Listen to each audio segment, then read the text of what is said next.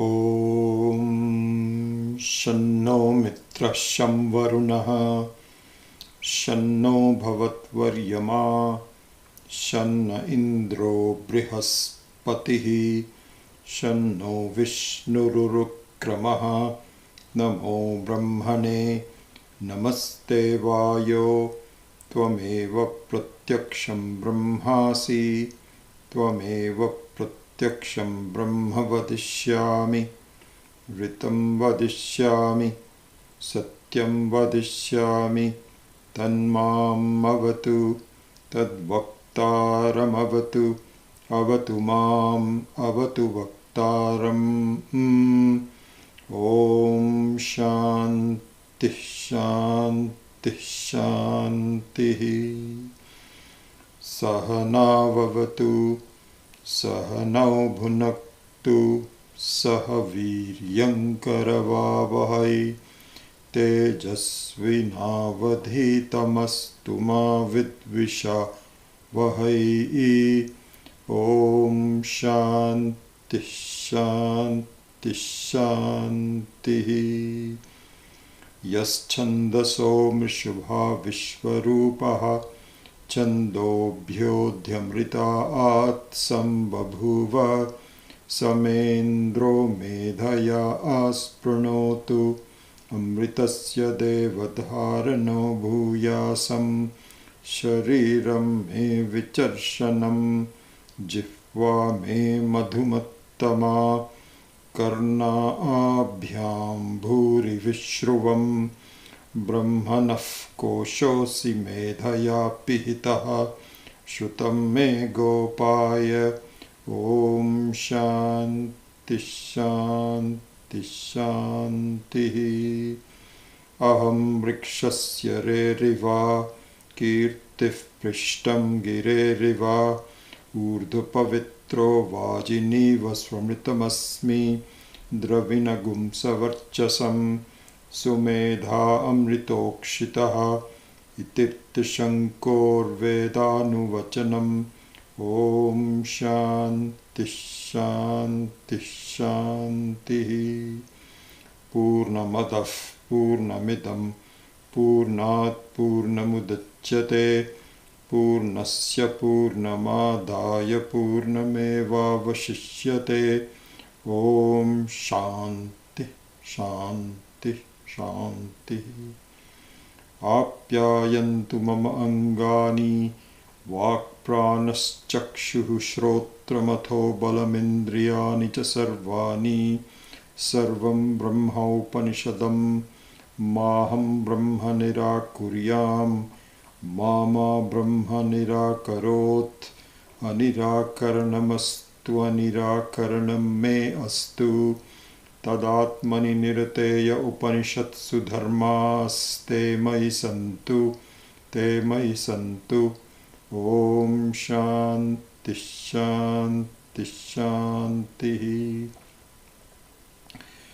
वाङ् मे मनसि प्रतिष्ठिता मनो मे वाचि प्रतिष्ठितम् आविराविर्म एधि वेदस्य मानि ईस्थः श्रुतं मे मा प्रहासीः अनेनाधितेन अहोरात्रान् सन्दधामि ऋतं वदिष्यामि सत्यं वदिष्यामि तन्मामवतु तद्वक्तारमवतु अवतु माम् अवतु वक्तारमवतु वक्तारम् ॐ शान्तिः शान्तिः शान्तिः ॐ भद्रं नो अपि वातयमनः ॐ शान्तिः शान्तिः शान्तिः ॐ भद्रं कर्णेभिः शृणुयाम देवाः भद्रं पश्येम अक्षभिर्यजत्राः स्थिरैरङ्गैस्तुष्टुवागुंसस्तनूभिः व्यशेम देवहितं यदायुः स्वस्ति न इन्द्रो वृद्धश्रवाः स्वस्ति नः पूषा विश्ववेदाः स्वस्ति नस्तार्क्ष्यो अरिष्टनेमिः Swasti no Brihaspatir Dadhatu. Om Shanti Shanti Shanti. Yo Brahmanam Vidadhati Purvam Yo Vai Vedamscha Prahinoti Tasmai Tagum Hadevamatma Buddhi Prakasham Mumukshur Vai Sharanamaham Prapatye. Om Shanti Shanti Shanti. Shruti Smriti Purananam Alayam Karunalayam Namami Bhagavat Pada Shankaram Lokashankaram Shankaram Shankaracharyam Keshavam Badarayanam Sutra Bhashya Kritau Vande Bhagavantau Punah Punaha Narayanam Padma Bhuvam Vasishtam Shaktim Cha Tatputra Parasharam Cha Vyasam Shukam Gaudapadam Mahantam Govinda Yogindra Mathasya Shishyam Shri Shankaracharya Mathasya Padmapadam Cha Hastamalakam Cha Shishyam Tam Totakam Vartikakaram Anyan Masmat Gurun Santatamanatosmi.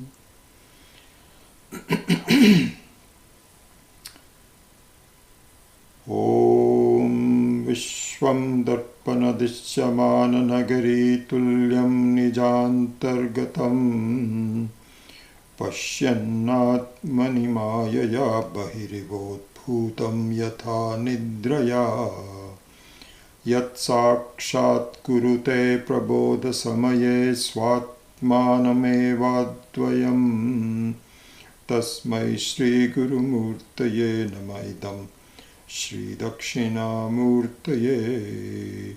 Bijasyantarivānkuro jagadidam prang nirvikalpam punaha maya kalpita desha kala kalana vaichitrya chitri kritam maya viva vijrambhayatyapi maha yogi vayasvechaya. Tasmai Shri Guru Murtaye Namaidam Shri Dakshinamurtaye. Yasyaiva Spuranam Sadatmakam Asatkalparthakam Bhasate Sakshat Tattvamasiti Vedavachasa Yo Bodhayatyashritan Yat Sakshat Karanat Bhavenna Punaravritti Bhavambho Nidhau. Tasmai Shri Guru Murtaye Namaidam Shri Dakshinamurtaye. Nana Chidraghatodara Mahadipa Prabhabhaswaram Jnanam Yasya Tu Chakshuradikarna Dwara Bahispandate. Janamiti tameva bhantamanubhatye tatsamastam jagat. Tasmai Shri Guru Murtaye Namaidam Shri Dakshinamurtaye.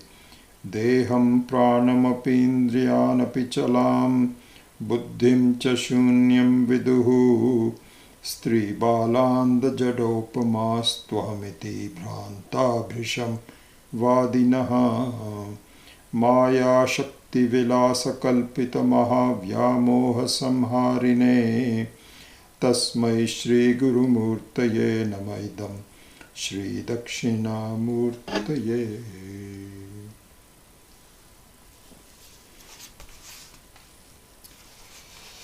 I was thinking that we will actually start the class at about 7:58 with the chanting. Because it does take about 8 to 9 minutes of initial chanting, and this way we'll have a little bit more time for the class, because I think with both the chants as well as the class plus some question answers, we tend to run out of time. So anyway, you can join whenever you can, but I think I will start my recitation of the Dashamantra at about a couple of minutes earlier than 8 o'clock. Okay.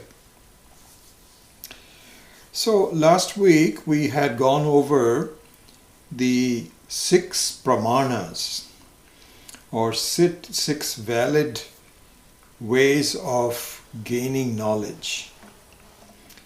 How do we ascertain something? It is there. This is what knowledge is.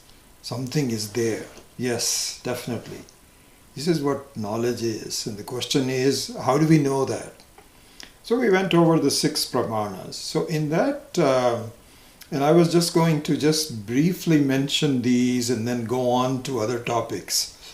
But a couple of questions came up in the last class.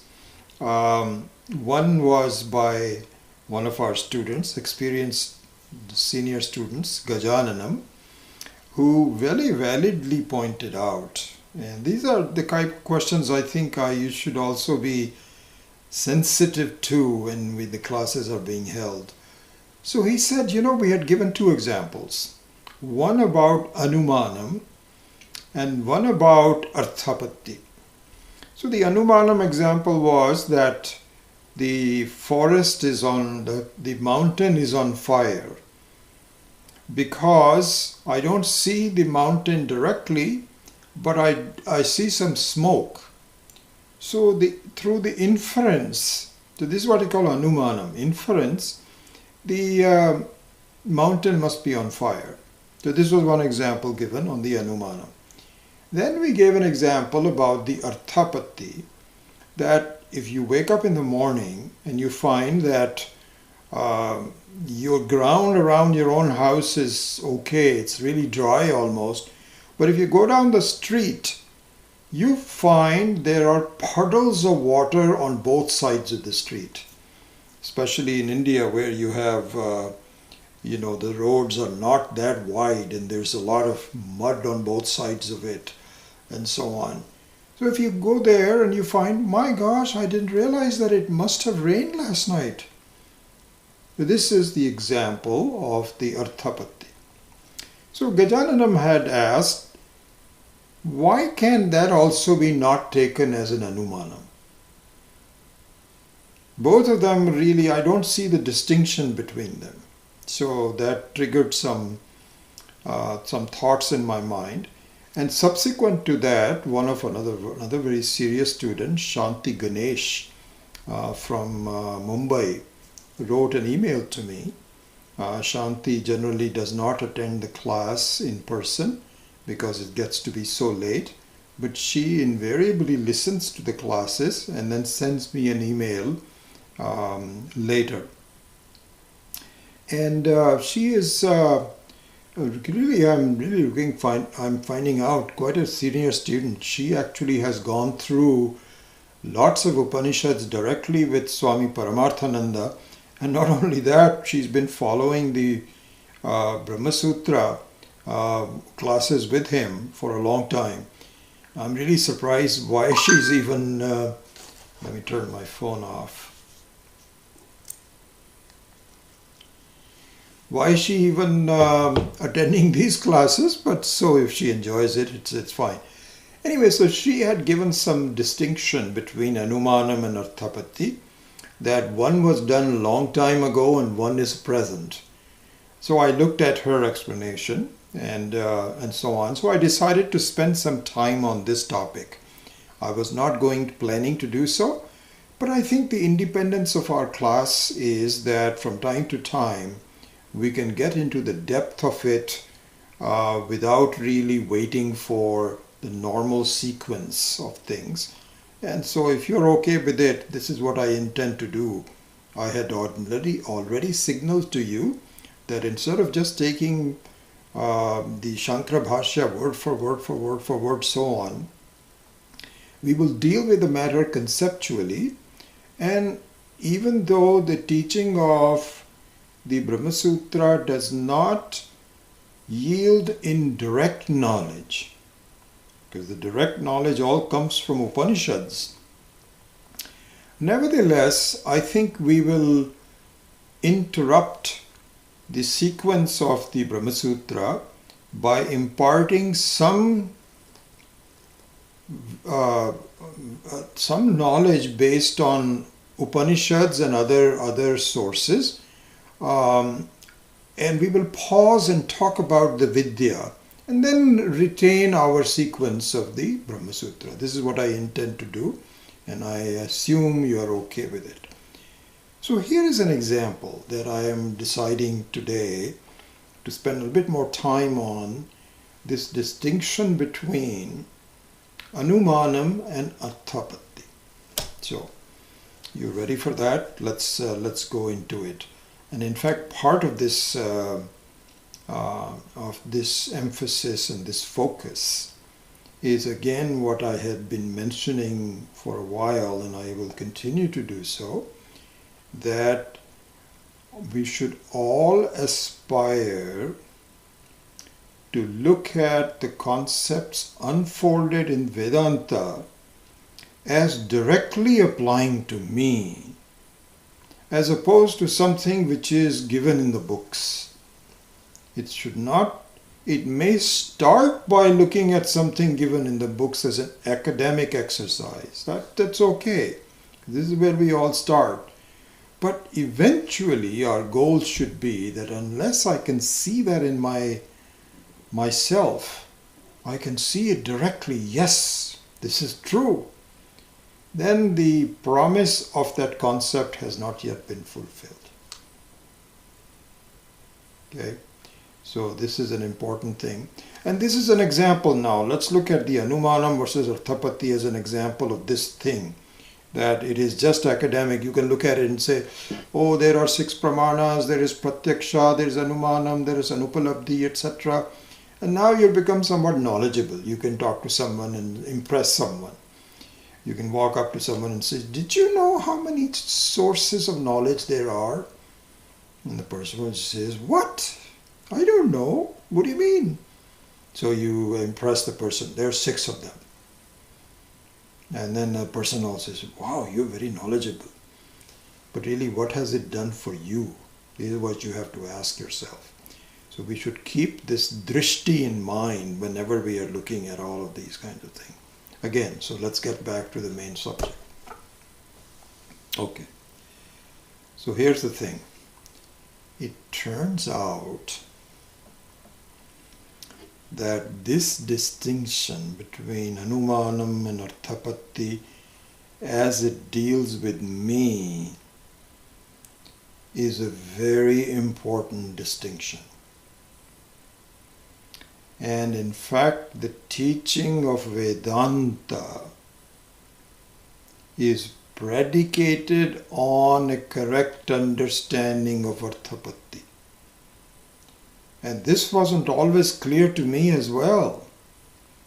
And I must say that it wasn't until I started studying Swami Maheshananji's texts that this became much more apparent to me. More recent.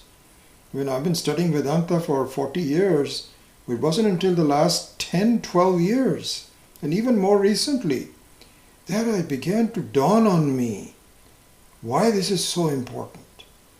And I must credit Swami Maheshananji for really taking up this topic in such depth at various texts that I've been studying. Anyway, so here's the thing. The distinction between Anumanam and Arthapatti is, Anumanam is based on your direct pratyaksha.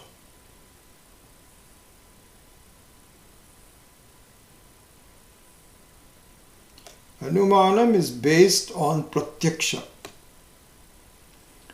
Arthapatti is not based on pratyaksha, but it is based on satyam. Based on satyam means that something is true.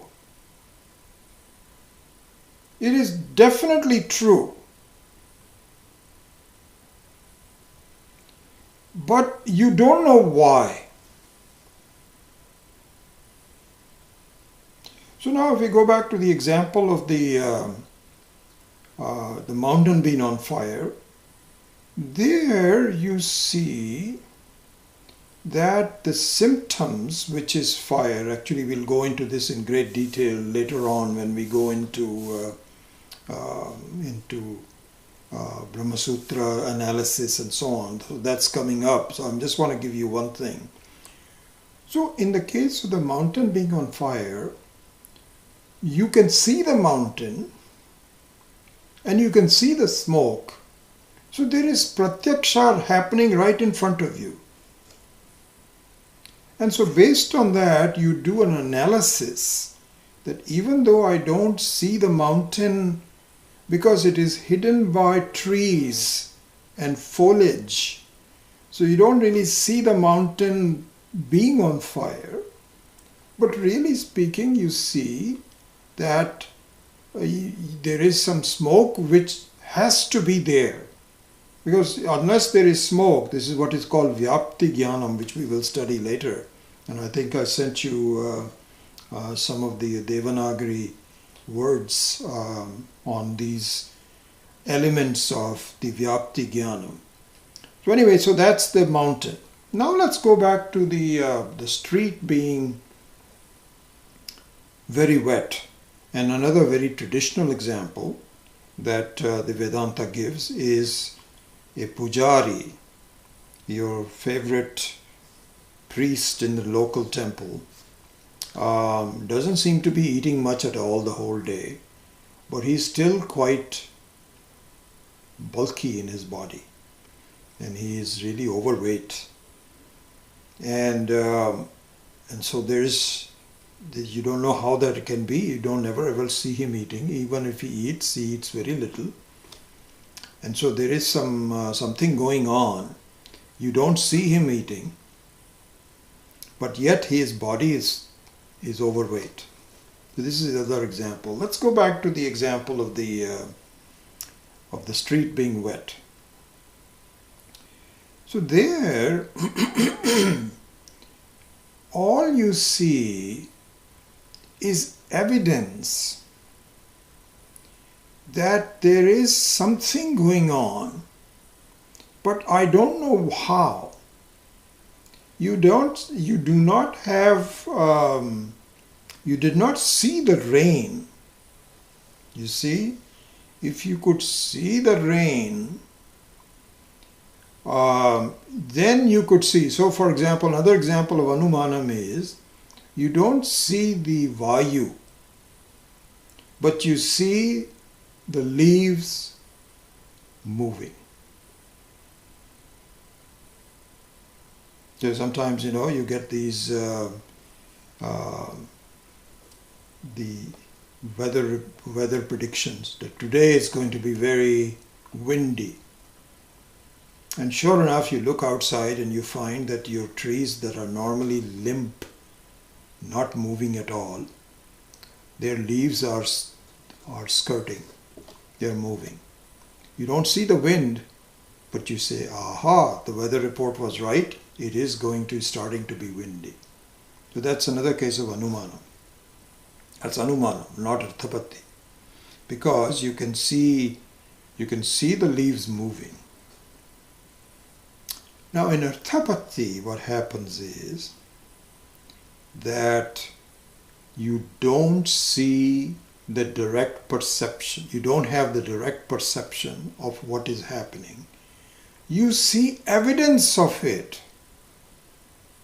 And you now have to postulate. See, this is an important thing. Postulation means a theory. This is more than a theory.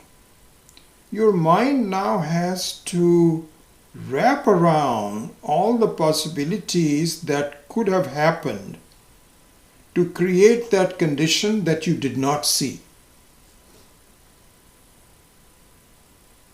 Okay, so that's the thing. And there your experience shows that if there are puddles of water, then it is not some kind of a water lorry that is trying to clean it's not enough water. I mean, it's really what a beautiful wonder it is that when it starts to rain, the amount of water that falls is incredible. Just incredible. You can see it coming and it just inundates the whole thing. So you know that. So you say, aha, this must be water. Okay, this is called Arthapatti. where you don't have the direct perception, but you see signs of something that point to only one direction. Okay. Now this will, even this may not have been that clear. It's very possible you say, oh, I don't see the distinction, and so on and so forth. Now let us apply it to ourselves, and also to get a glimpse of why Arthapatti is so crucial for us, our Atma-jnanam, our self-knowledge, our understanding of what is going on, why this is so important. And this is what I really gleaned from the teachings of Swami Paramarthananda, Maheshananda ji. And of course now I can see that many of the times what Swami Chinmayanand ji and Swami Dayanand ji might have told, might have hinted at that, but it was not that clear to me. So in order to do that, I thought we will do a meditation. So instead of my talking about it, let us do a meditation, and to look into what the difference between in fact at this point, forget about Anumanam, we need to understand what Arthapatti really means, how it applies to us. So let's do a meditation. So a word about meditation. I think many of you are my students from a long time, and as you know, our meditation is divided into two parts. One is the prep for the meditation, and the other one is the meditation itself. And so many of you are familiar with the prep. There are 5 or 6 steps that you do in order to situate yourself for what would be called Nididhyasanam. And in the Nididhyasanam is the meditation based on the teaching. You know all of that. And so normally, being an experienced class, I would straight away go into Nididhyasanam on Arthapatti, which I intend to do today. But because many of you may not have been with me for a while, or maybe completely new, I will go into the prep in a very short order. So some of a repetition for many of you that are familiar with it, but it'll just take a few minutes to do the preparation, and then we will do the Nididhyasanam about the importance of Arthapatti in our lives and in our understanding. So this will take, 8:27 already. I think this will take close to 20 minutes to half hour if I do both of them. So anyway, just to give you a kind of a signal on that. And then we will resume our teaching, and there may not be only a few minutes of new material before we close the class, but be that as it may, we'll do. Okay, so let's do the meditation, and so this would be just the prep for the meditation. So I'm going to turn off these 2 lights that are shining in my eyes.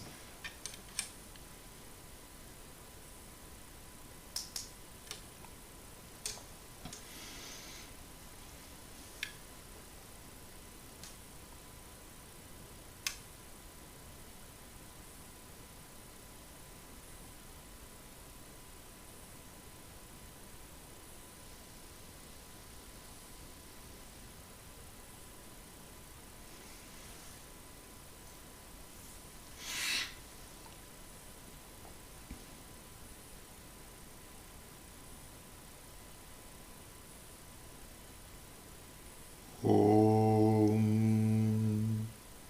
Pratarasmarami Hridi Samspuradatmatattvam Satchit Sukham Paramaham Sagatim Turiyam Yat Swapna Jagara Sushuptam Avaiti Nityam Tat Brahma Nishkalamaham Nacha Bhuta Sangaha.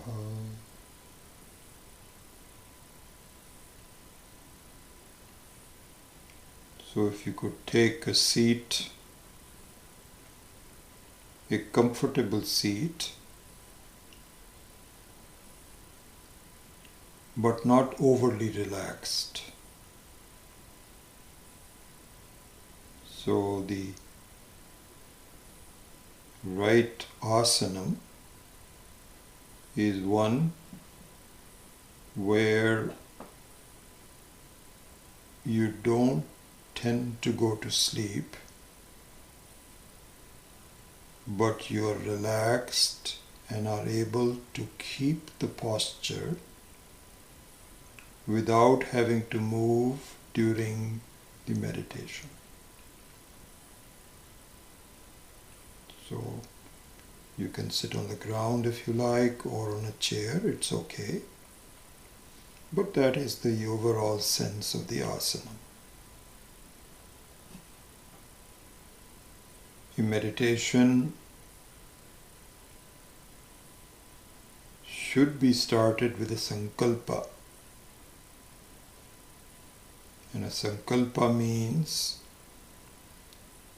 at least initially when you start doing meditation, later on you can dispense with the sankalpa, but initially it is useful to start the meditation with a sankalpa. Sankalpa means a quick set of instructions to your own mind. And it could take something like this. I am now going to do meditation based on who I am as a person, rather than my personality. The personality is characterized by the various roles that I play.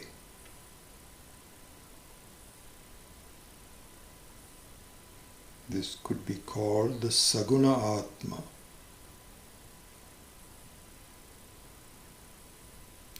But during this meditation, O mind, I would like to have your cooperation as I explore the nature of my person, not the roles that I play. Thank you. Do a sankalpa like that. With that, we now begin to focus our mind on doing just that. And so the next few steps are still preparation for looking at myself, but because my mind is used to looking at my personality, a gradual approach to absorb the mind to myself is almost necessary. Definitely recommended. The first step is to absorb the mind on your basic personality, which is endowed with your sense organs and organs of action. And one sense organ that we will single out is the sense of touch.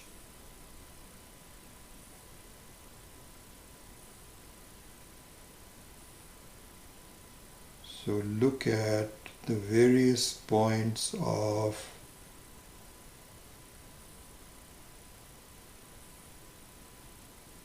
touch in your body. Please observe that this sense organ, sparsha, or the sense of touch, has been designed by Ishvara to be throughout your body. This is not true of other senses, but here this encompasses your entire body. To start from one end of the body and observe the sense of touch at work.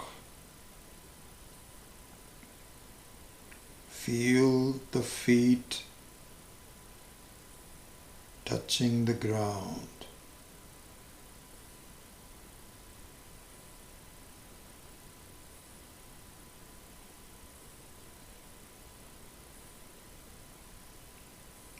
Feel the hips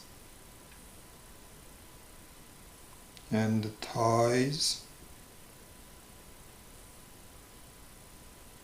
touching a chair or the ground.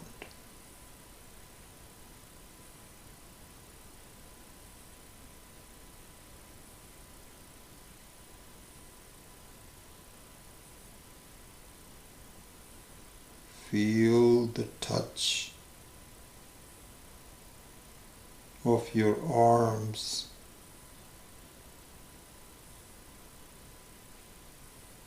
touching your lap.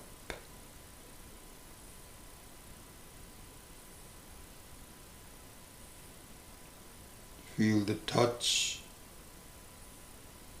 of your fingers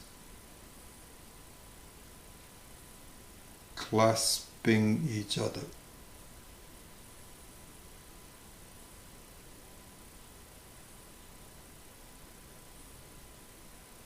Lastly,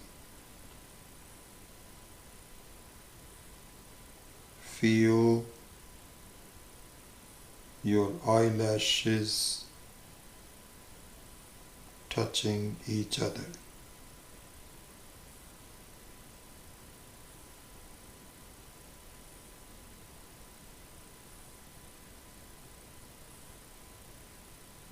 Untangle the eyelashes by consciously opening your eyes with a sliver of light coming in.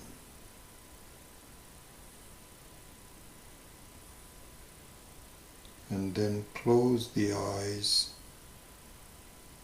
and feel the eyelashes touching each other.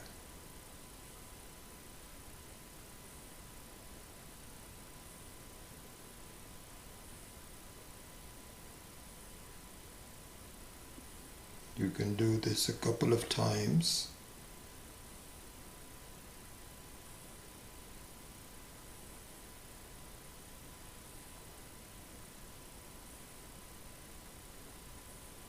You will notice by now that your mind is quieter. It is following your orders of being absorbed in observing the sense of touch.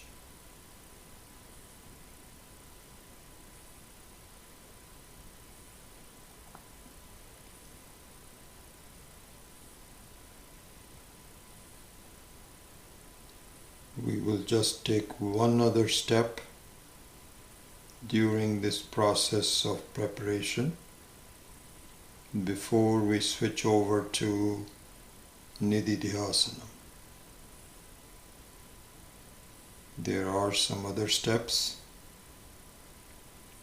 but we can do that some other time.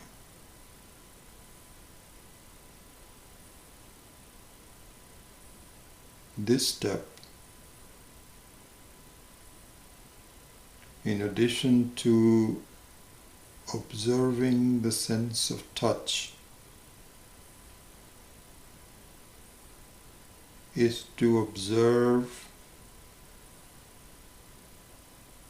the sense of tension stored in the various parts of the body.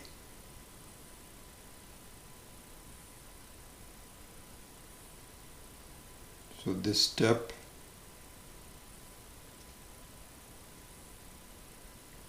of reviewing the body is like a mental masseuse who helps the body relax by going over part by part. So we will do the same thing. Let us start at the very top of the body and work our way down.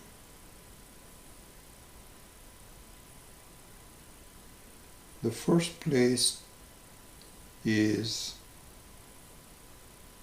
your head and temples and eyes.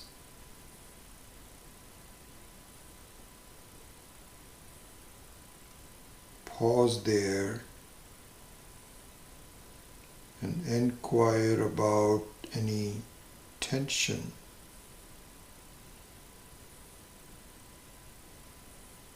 and help it relax.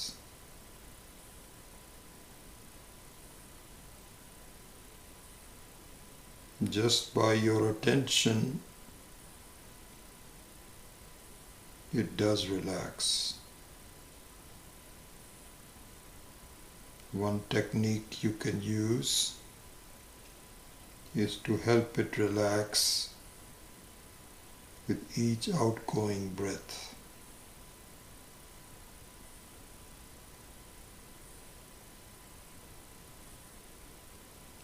Similarly, move on to other spots of the body.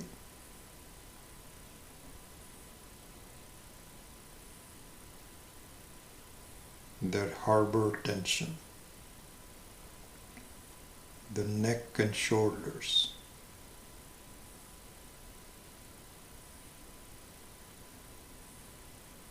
The stomach.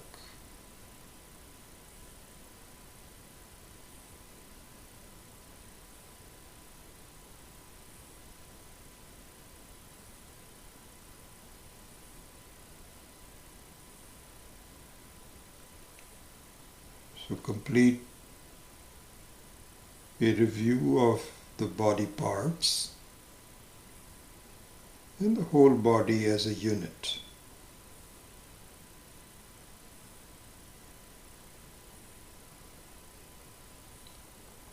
In these steps of the preparation,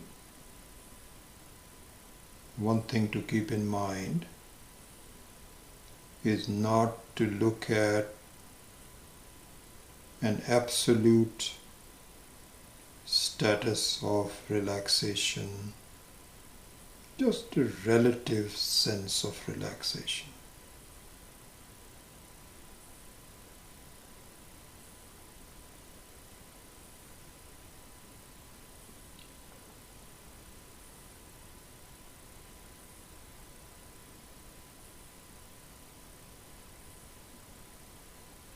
With that,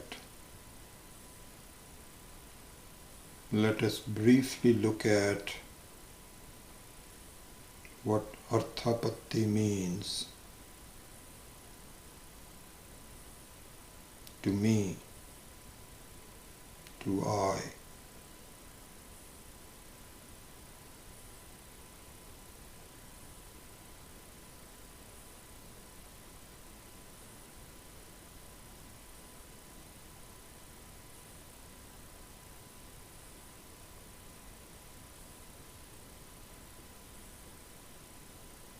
Arthapatti means something is true.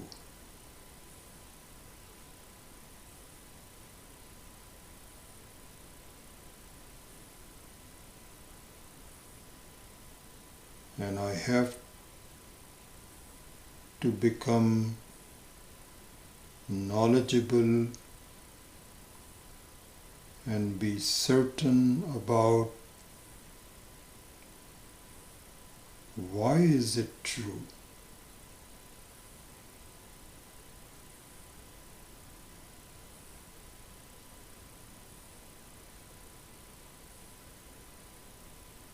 If I don't know why it is true, I tend to doubt the truth itself.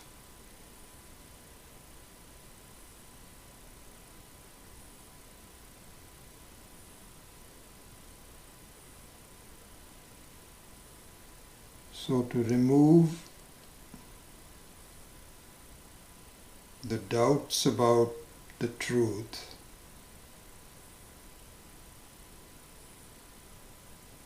you have to see how it can be true. This is Arthapatti.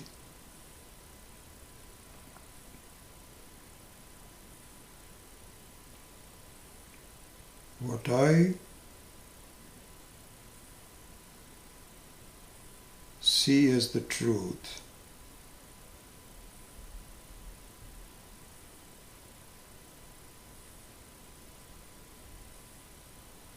is that I am.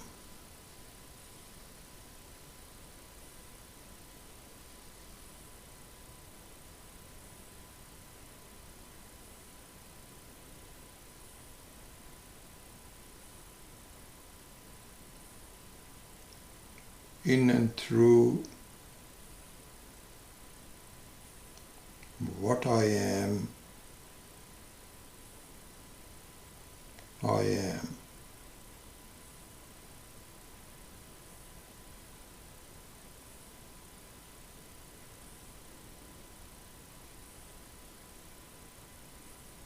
From this life, from the beginning of this life,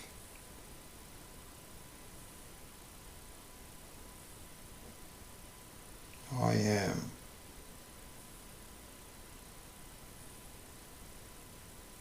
What I was and what I am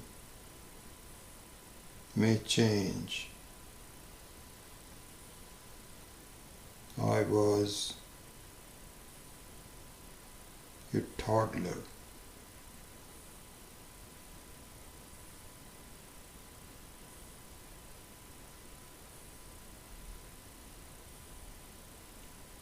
I was a student of kindergarten.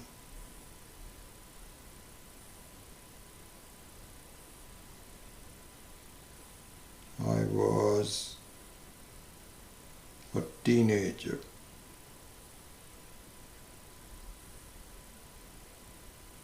So what I am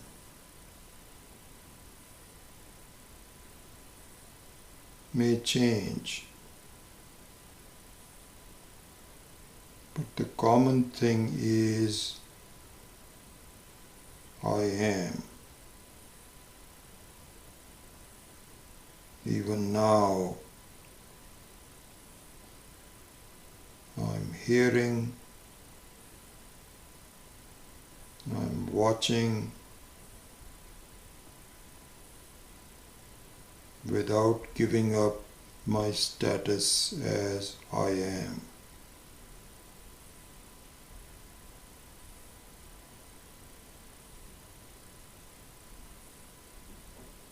Not only that,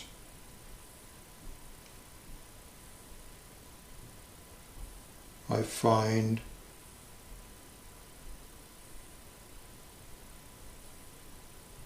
I am aware,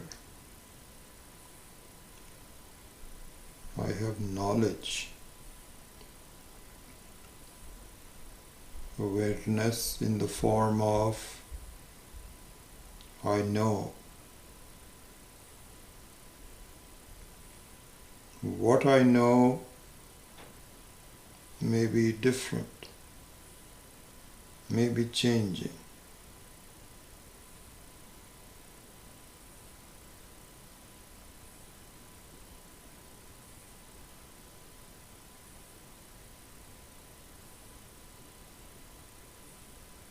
I am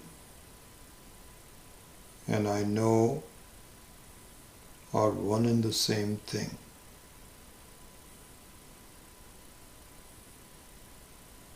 Satyam Jnanam.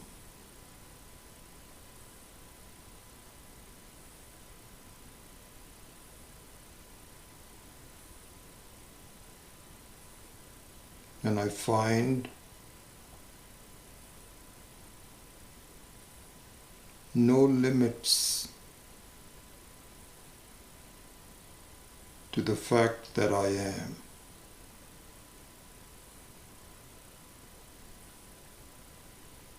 Even if you tried,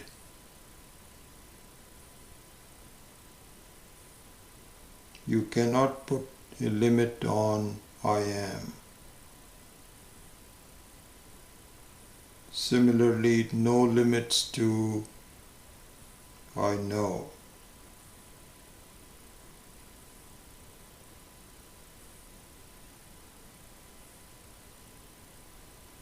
Limits mean antam, an end. An end meaning suddenly beyond I am not. Suddenly beyond I know, I have no awareness. This is not possible.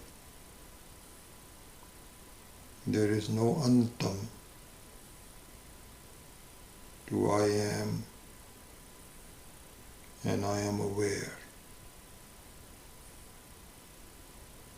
So I am Satyam, I am aware, Jnanam is Anantam, not Antam.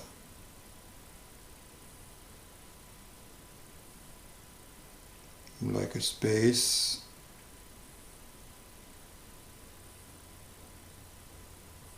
the space is not limited. Similarly, I am, I know has no limits. See this fact.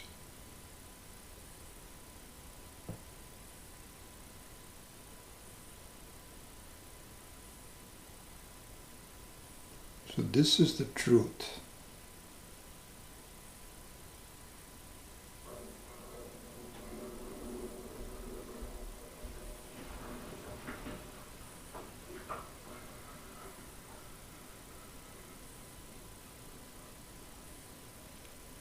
The question is,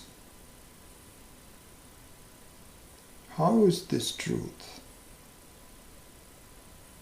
How can this be?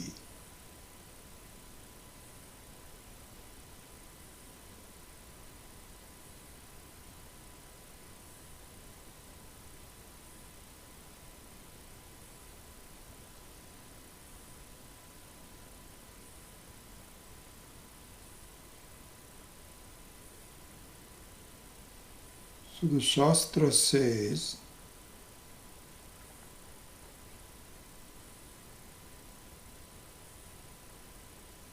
that this Atma, this you, this I,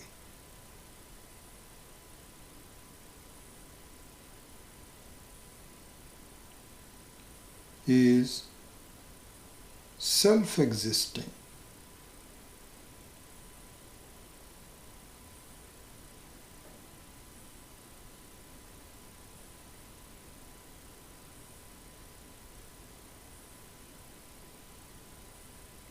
Self-existing means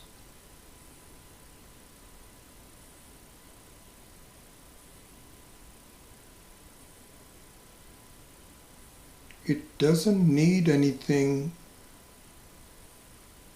in order to be.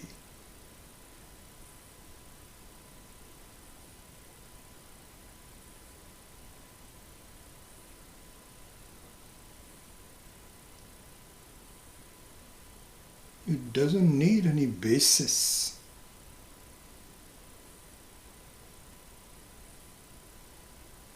It is existing by itself.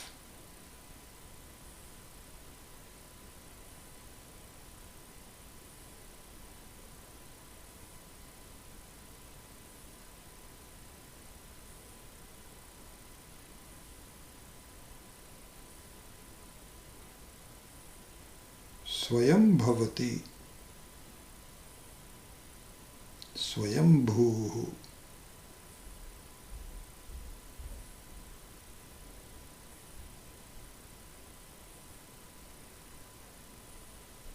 Similarly,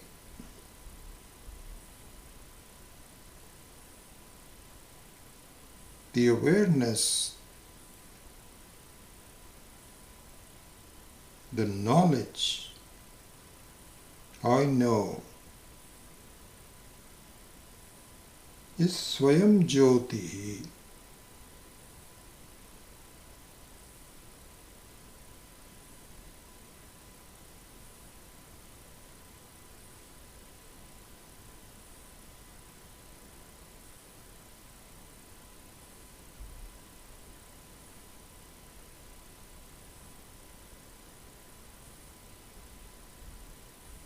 So this is the Arthapatti that we should see.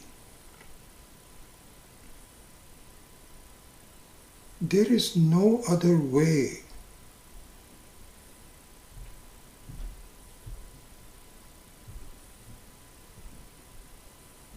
that I can function,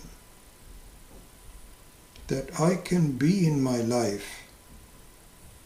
There is no other way.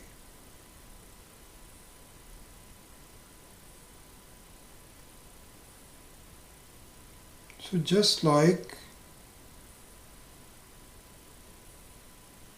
there is no way for the ground to be so inundated with water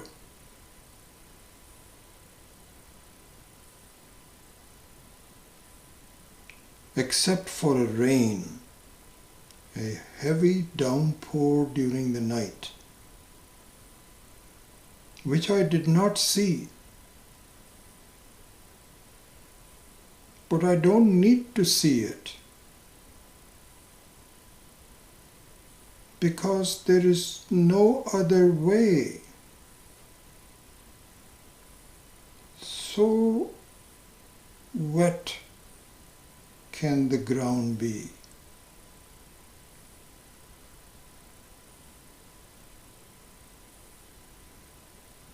In that way, the Shastra says, don't you see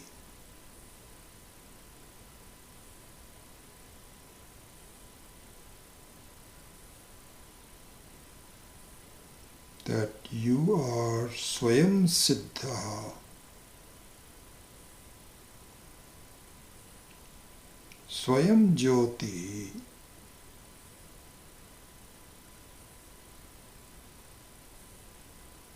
you are self-existing, and self-aware.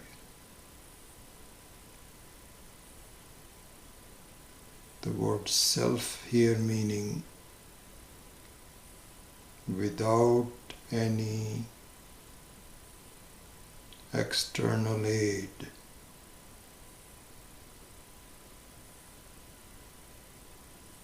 You don't need any food.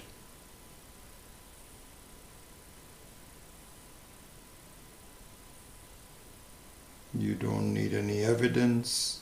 You are self-evident.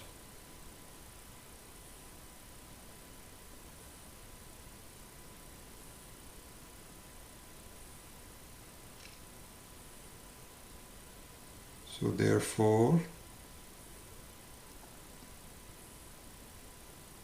this line of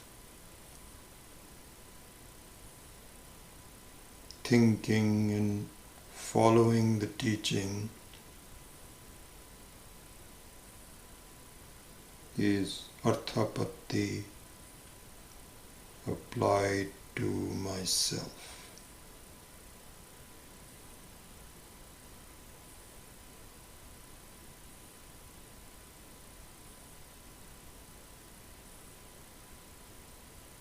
Om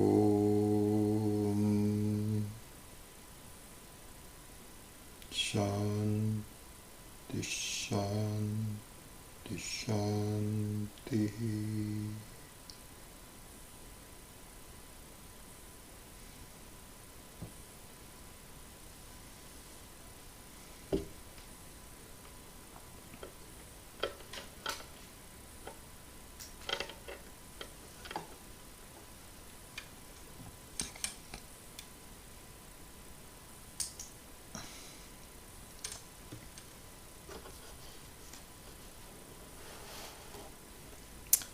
Okay, so that was a detour that we did on this topic that just came up from some of the questions, and I think we might do this from time to time.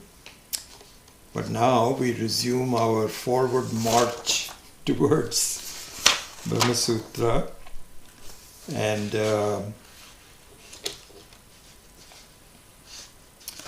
so there are quite a few other things that we will go through.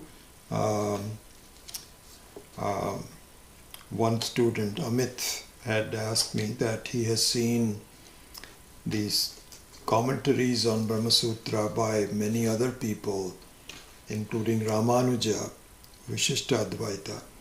Can we talk about that? And we will. So we will go into all of that as well. But let's begin in the next maybe about 15 minutes, 13 minutes, a summary of what Brahma Sutra structure is, how it is structured. Okay, so let's look into that. So there are 555 sutras in the Brahma Sutra. Okay. And the definition of a sutra is very precise. The sutra itself is very precise, and the definition also is precise, which I have given it in the Sanskritam language. Alpaksharam asamdigdham saravat vishwato mukham astobhyam anavadyam cha sutra sutra viduhu. This is the definition. And so the sutra itself means, which is, here this is, I think Swami Dayananji had pointed out that for those of us that have done some software, and especially associated with the design of the computer itself, this became very evident. I don't know how he knew this, but he made this example. Sutra is like the machine language. It is not any one of the software that is used by people with easy to understand words and constructs and so on, but it goes down to the very machine language of that the computer can understand in terms of the binary only, 101010.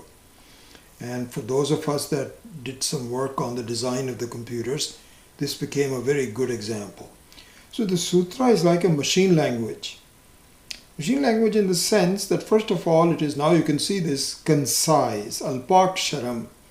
Not a single extra word is used. That is not really necessary. In fact, I'll tell you something very interesting. Brahma Sutras, 555 sutras, is all about Brahman. All about Brahman. Here's the main topic. Brahman means you and I. It is to really sketch out exactly who we are as a person. This is what Brahman is. So, Brahma Sutra is all about Brahman.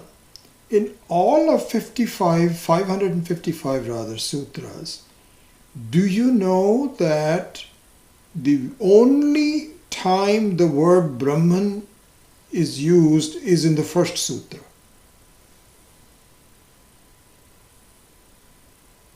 Athato Brahma Jigyasa, first sutra. Do you know in all the other 554 words the word Brahman doesn't come? Why? Because once the noun is used, there is no need to repeat the noun. You can just do so pronoun. Here we can just say male, so you can say he went. And the reason he went there, who you meant he is defined in the very first one. We're talking about Brahman. It means very concise, no extra words are used. Asamdigdham. Samsigdham means unambiguous. If you really understand it, there cannot be any other way. Here the Sampradaya, the Advaita Vidya Sampradaya will become very obvious. And in fact all these other commentaries and so on and so forth that create certain doubt will be resolved. And so the Sampradaya of Advaita Vedanta will become very unambiguous. It should be unambiguous. Saravat. Saravat means that it should have a meaning. It should not just be, the example given is that you become an expert in understanding the number, the type of teeth that crows have. That crows have. I'll give you one example in my life. One of my relatives, a nephew, is an ornithologist. Or I think I'm pronouncing it the right way. It's a study of birds. The fellow is very bright. And,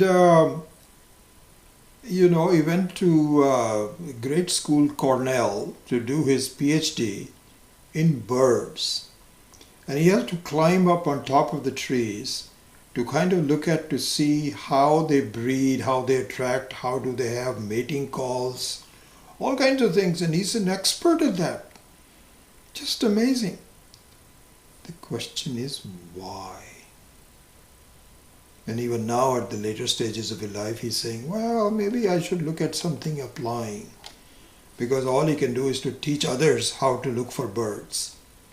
Saravat means it is not just counting the teeth of something or to looking at birds, but something that is meaningful to you and I in our life. So Saravat. Vishwato Mukham. Vishwato Mukham means that it must have multiplicity of applications. It should just not be just one topic, but all the possible topics that retain to the Saravat. So just like in Bhagavad Gita also, the Gita is not just talking about one thing in your in your life. That is self-knowledge, self-knowledge, self-knowledge.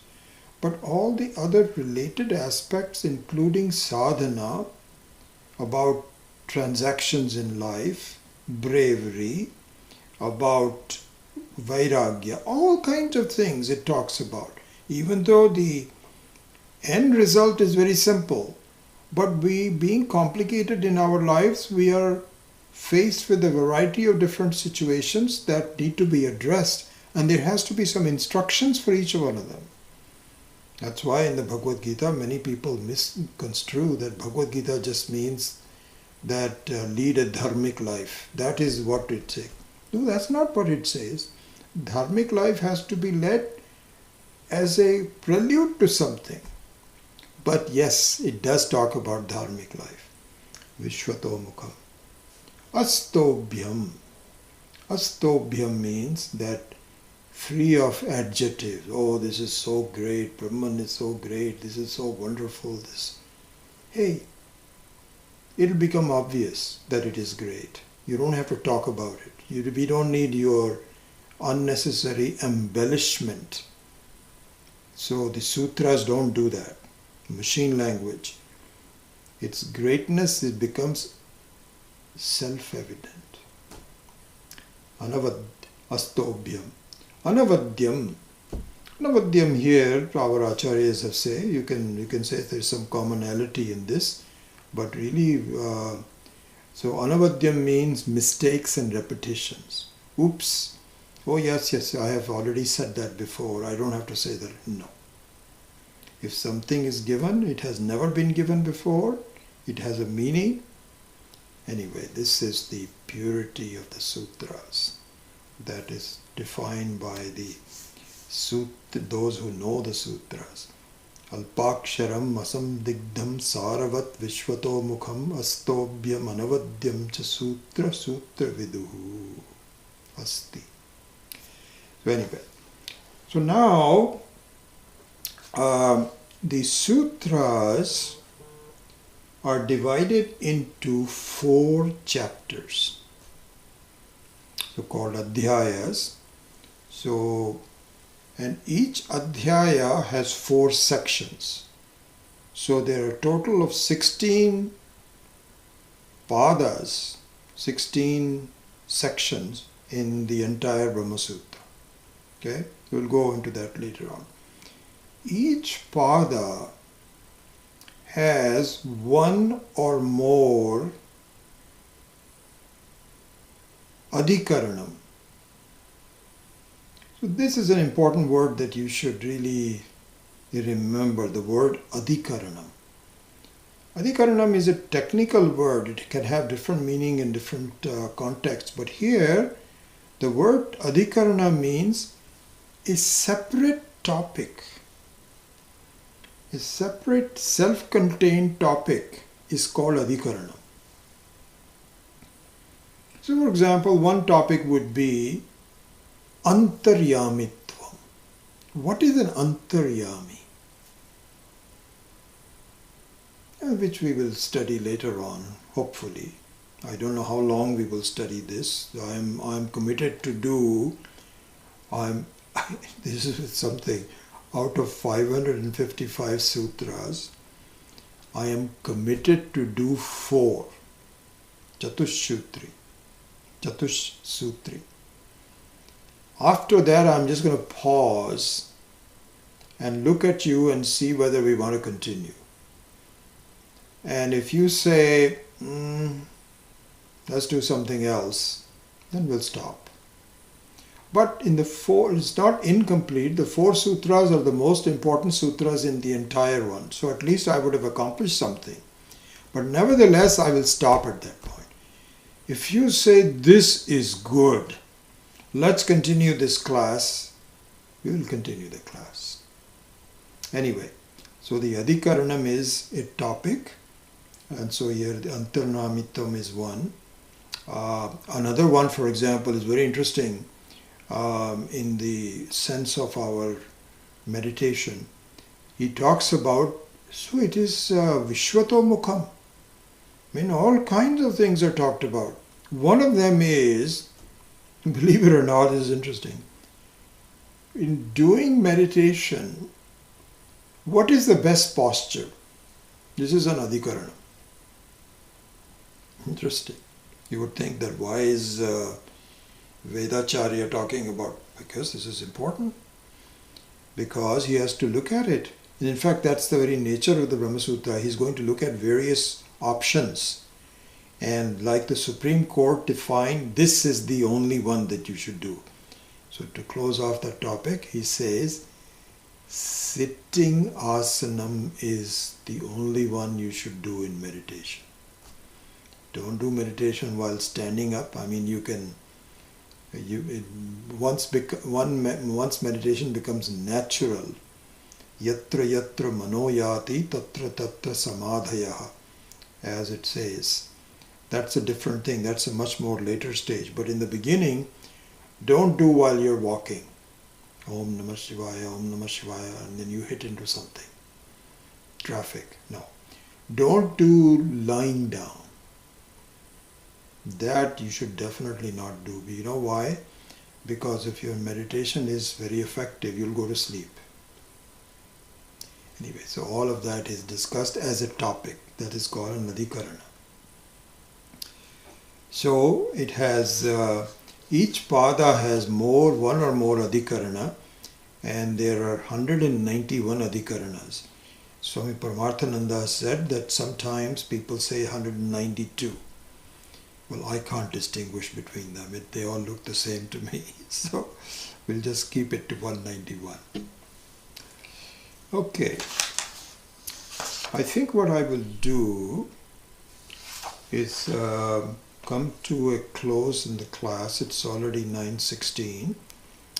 I think before I go to the different types of adhyayas, I will briefly mention just for today what each adhikarana consists of. This is an important thing for us to see.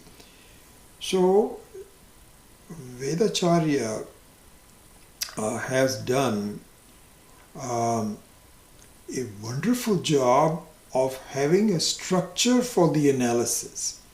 So he defines an adhikaranam, a topic, and for each topic there are 5 things that he uses in order to completely cover that topic.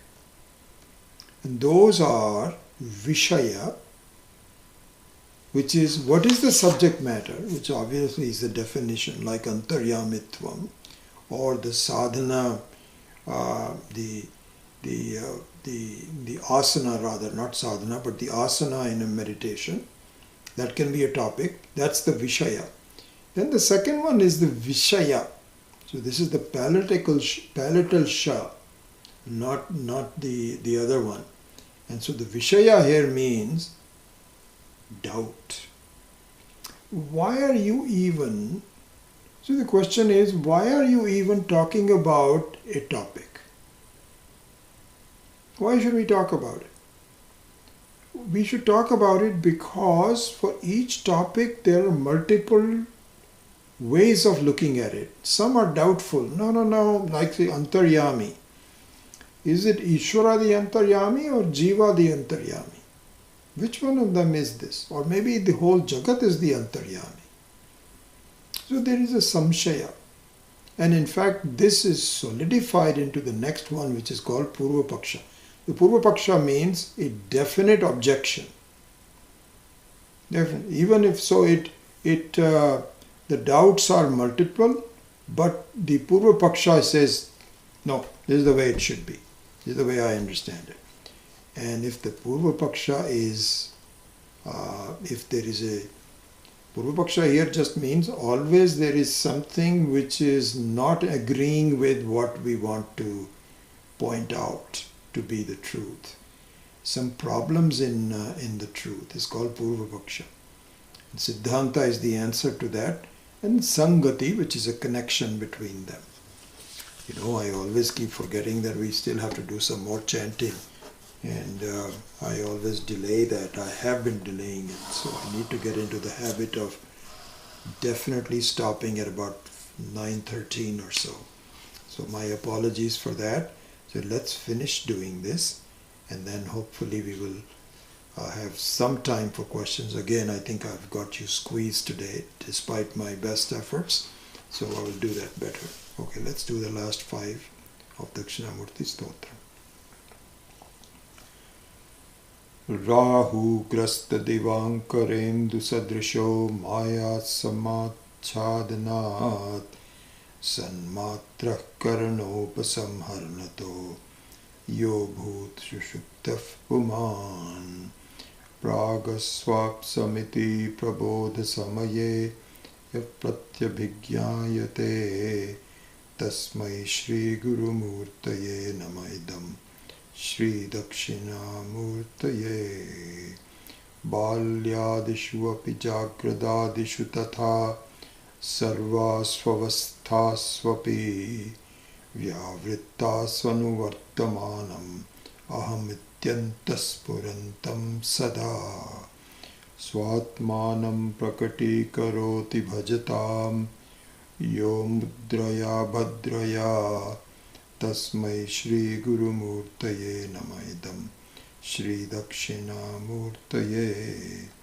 Vishwam Pashyati Karyakaranataya Swaswami Sambandhataha Shishyacharya Tathaiva Pitraputratyatmana Bhedataha Swapne Jagrati Vaya Esha Purusho Maya Paribramitaha Tasmai Shri Gurumurtaye Namaidam Shri Dakshinamurtaye Bhurambhamsya nalo nilo ambar maharnartho himamshuh puman Ityabhati characharatmakamidam Yasyaiva murtyashtakam Nanyat kinchina vidyate vimrishatam Yasmat parasmat vibhoho Tasmai Shri Gurumurtaye Namaidam Shri Dakshinamurtaye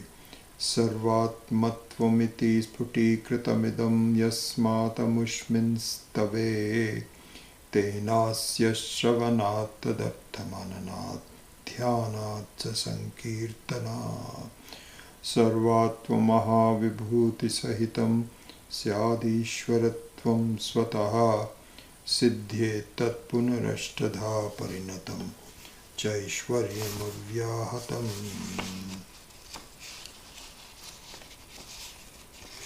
Then Ashubhani nirachaste tanoti shubhasantatim smriti matrena yat pumsam brahma tanmangalam param Ati kalyana rupatvat nitya kalyana samshrayat smartranam varadatvat cha brahma tanmangalam viduhu omkaraschatha shabdascha dvavetau brahmanah pura kantham bhitva viniryatau tasmat mangilakau vubhau om atha Om Atha.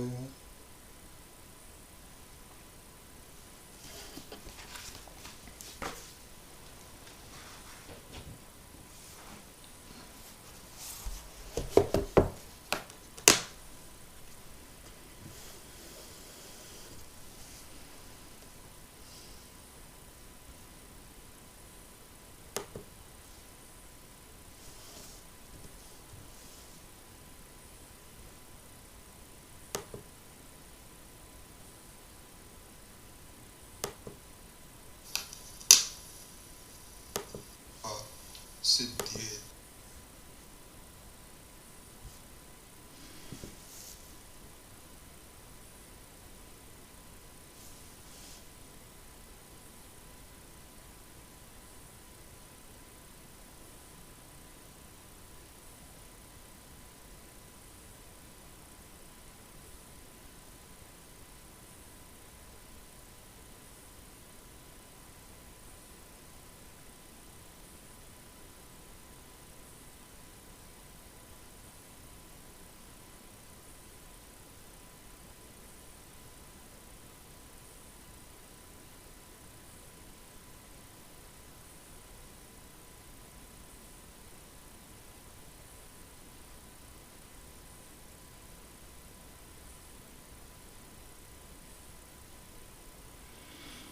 Okay, thank you so much. It's so good to see all of you here. So let me see the comments. Subha, when we see signs of divinity sometimes in other fellow beings, then say we all are divine, can we consider it as an example of Arthapati? Yes, in a way you're right. So, you don't need to wait for divinity in other people. Why should we simply say divinity? Unless there is divinity, we don't see that. We will go into this in more topic, but really just the fact that they are is the presence of God. So really speaking, what's happened is that this is what is called Karya Brahma. So Karya Brahma means the expression of Brahma. So easy to understand through the example of the waves. So I don't want to really criticize you or anything like that. Just please don't understand that. All I'm saying is that you have different waves in the ocean. Okay?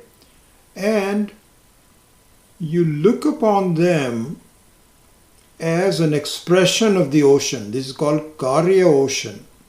Karana ocean is the water, but the Karya ocean is all the expression of the ocean in terms of waves, the shapes of the shapes of the ocean waves. Now, divinity might be just one thing in the wave. Supposing that all the waves have a kind of like a pointed side. I'm just, pointing out something. Then you say, because I see the pointed side, that means that all the waves are the same. No, just the fact that they are waves. Just like I am a wave, others are wave. And how is it this happening? They keep coming up. That's the Arthapati. Arthapati is the very existence of things. And then you can actually increase it by saying, now if you look into it, you find that the basis of all of them is prana. Prana is in all of them.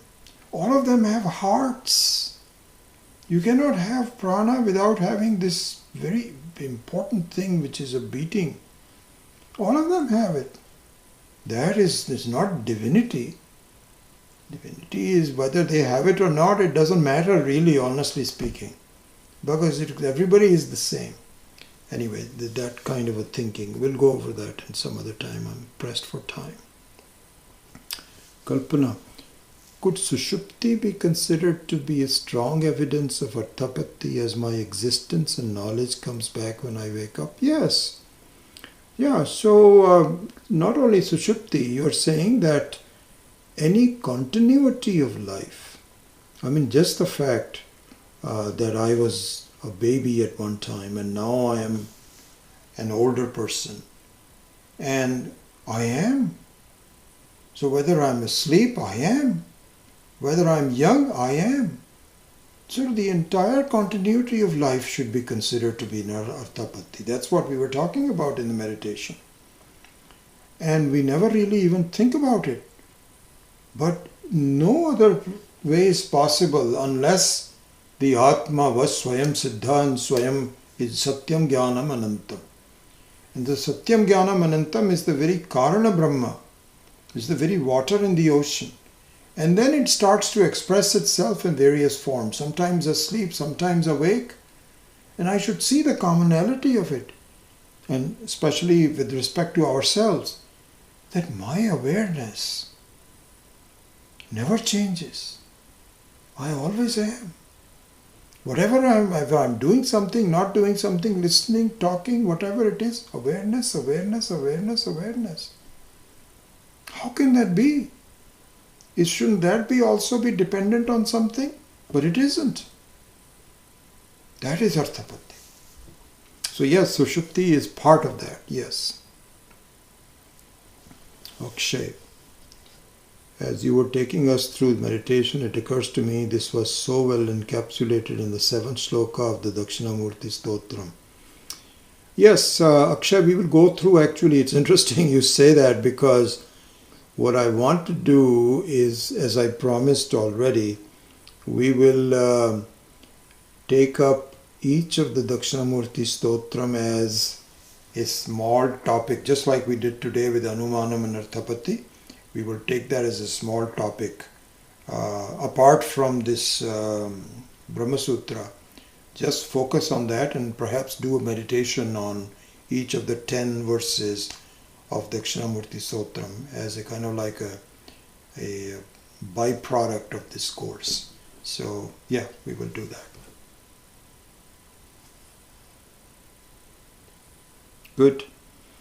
All right, I take your leave, because I'm going to just take a small rest and then be prepared for the next class. Happy to see you all. Wonderful to see you next week. Om.